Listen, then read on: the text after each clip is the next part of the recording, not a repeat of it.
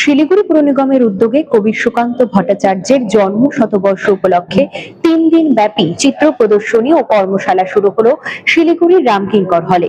চলুন আপনাদের সামনে তুলে ধরবো বিস্তারিত চিত্র। কবি সুকান্ত ভট্টাচার্যের জন্ম শতবার্ষিকী উপলক্ষে শিলিগুড়ি পুর নিগমের আয়োজনে 3 দিন ব্যাপী বিশেষ অনুষ্ঠানমালার সূচনা হলো শিলিগুড়ির রামকিঙ্কর প্রদর্শনী কক্ষে।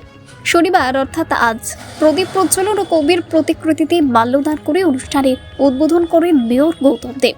16 ও 17 আগস্ট চিত্র প্রদর্শনীতে অংশ নিচ্ছে প্রায় 50 জন কচিকাঁচা।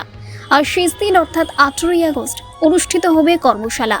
সেখানে অভিজ্ঞ শিল্পী ও প্রবীণ প্রজন্মের অংশগ্রহণে সুকান্ত ভট্টাচার্যের জীবন ও সৃজন ধারার উপরে বিস্তৃত আলোচনা হবে।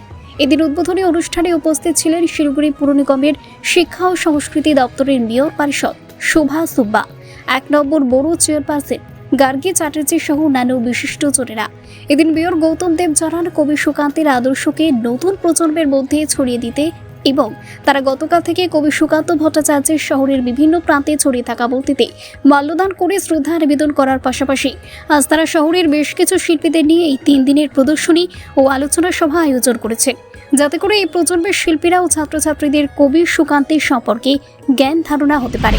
কবি সুকান্ত ভট্টাচার্যের জন্ম শতবার্ষিকীতে আমরা পুরসভা থেকে গতকাল যতগুলো কবি সুকান্তের মর্মর মূর্তি আছে শিলিগুড়ি, সেগুলোকে আমরা সুন্দরভাবে সাজিয়ে মাল্যদান করে এবং আমাদের কর্পোরেশনের মূল ভবনে, প্রশাসনিক ভবনে মাল্যদান করে আমাদের যে মেমোরিয়াল স্ট্যান্ড আছে আমরা শ্রদ্ধা জানিয়েছি।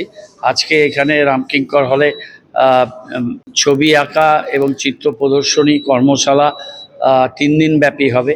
16, 17, 18 তারিখে সমস্ত সিনিয়র আর্টিস্টরাও আঁকবেন, তাদের ছবি প্রদর্শনী হবে। আজকে থেকে শুরু হলো এবং আজকে বিকেলে সুকান্ত ভট্টাচার্যের উপরে তথ্যচিত্র, স্মারক বক্তৃতা এবং সাংস্কৃতিক অনুষ্ঠান 5:30 থেকে দীনবন্ধু মঞ্চে অনুষ্ঠিত হবে। আমরা এই অনুষ্ঠানগুলো মাধ্যমে পুরসভা থেকে কবি সুকান্ত ভট্টাচার্যের প্রতি আমাদের শ্রদ্ধার্ঘ্য আমরা অর্পণ করছি।